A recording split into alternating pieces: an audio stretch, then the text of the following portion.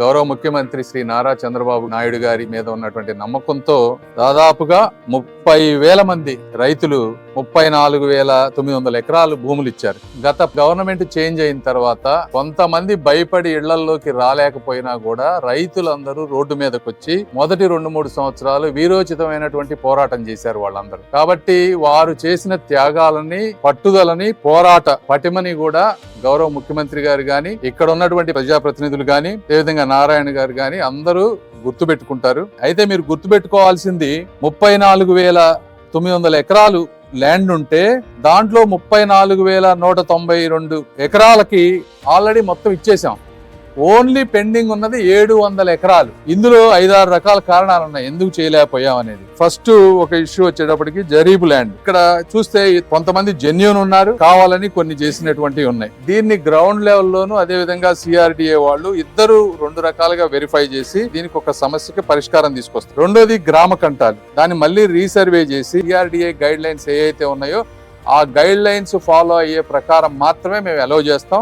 మూడో ఇష్యూ వచ్చేటప్పటికి major Lanka lands. Jaganmohan Reddy గారు వచ్చిన తర్వాత ఈ లంకా ల్యాండ్స్ లో ఉన్నటువంటి ఎన్జిటి కేసులు పెట్టి ఇవన్నీ చేయడం వల్ల కోర్టులో కేసు ఉంది ఇప్పుడు. బట్ బ్రాడ్ గా ఆలోచిస్తే అందరు ఇక్కడ ఉన్న వాళ్ళందరూ కూడా వాళ్ళకి ఇవ్వాలనే ఉద్దేశంతో ఉన్నారు. అది ఎట్టి పరిస్థితులు ఏదో ఒక రోజు చేస్తాం.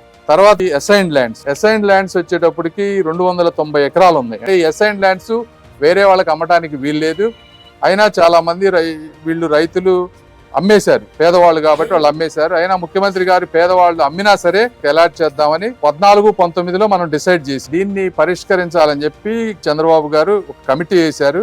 ఇప్పుడు ఉన్నటువంటి గ్రామాల్లో ఎందుకంటే 98% ప్లాట్స్ అలాట్ అయిపోయినాయి. అంతా ఎక్కడైతే గొడవ ఉందో 2% గురించే మనం మాట్లాడతాం. గ్రామాల్లో ఏ విధంగా డెవలప్ చేయాలనే దాని మీద కాంట్రాక్టర్లందరినీ 25 విలేజెస్ ని NCC 4, RVR 3, Mega 13, BSR 5, LNT 3 ఈ విధంగా 25 విలేజెస్ ని ఈ 5 కాంట్రాక్టర్లు డిస్ట్రిబ్యూట్ చేసుకొని water, under ground drainage, storm water drainage, roads, sanitation, అదేవిధంగా స్ట్రీట్ లైట్స్ జూన్ 2026కి 25 గ్రామాల్లో ఇన్ఫ్రాస్ట్రక్చర్ బిల్డ్ చేస్తాం. బట్ ఎట్టి పరిస్థితుల్లో ఎమ్మెల్యే గారు, స్థానిక ఎమ్మెల్యే గారు, నేను, నారాయణ గారు, కమిషనర్ గారు, అడిషనల్ కమిషనర్ గారు 5 ఎవ్రీ 1 to 2 weeks కూర్చొని ఒక 6 months లో దాదాపుగా అన్ని సమస్యలకి పరిష్కారం, అదేవిధంగా డెవలప్మెంట్ కూడా వేగవంతంగా అయ్యే విధంగా చూసే బాధ్యత మేము తీసుకుంటాం. బయట అపోహలు మీరు నమ్మొద్దు, ఇవి వాస్తవాలు, వీటిని నమ్మండి అని చెప్పి కోరుకుంటూ సెలవు తీసుకుంటున్నాను. Thank you.